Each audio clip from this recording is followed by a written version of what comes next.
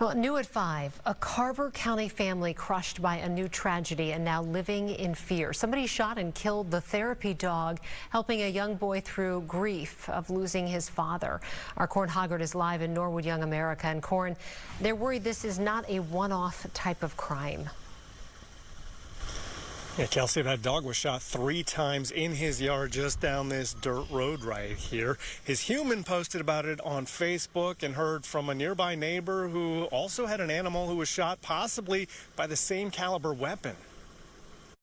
Gus was just Gus. The cattle dog red heeler mix spent 5 years doing his best to heal the Brandenburg boys.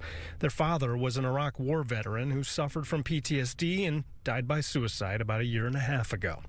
Gus trained as a therapy service dog, and he was especially bonded with Jeremy Brandenburg's younger son, Reese. Whenever he was anxious and scared and was grieving, he came on top of him and was his weighted blanket and truly was his best friend and was there through the intense grief process of losing a parent. But the grief multiplied this Saturday around noon.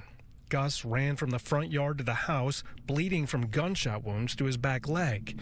Reese had to apply pressure for the 40-minute drive to an emergency veterinarian, but x-rays revealed a .22 caliber bullet had traveled all the way into Gus's lung. He couldn't be healed. There was comfort care enough for the boys to say goodbye and get a paw print and love on him one last time. Ariel Brandenburg filed a report with the Carver County Sheriff's Office and vented about the crime on Facebook. Along with comments from people who shared her anger, she got a message from a neighbor not far away whose horse was recently shot by what also seemed to be a .22. It's an unsettling thought for her and her neighbors. Now I'm terrified to put my horses near the road or have my kids even drive their dirt bikes alone. Like, it's too scary at this point.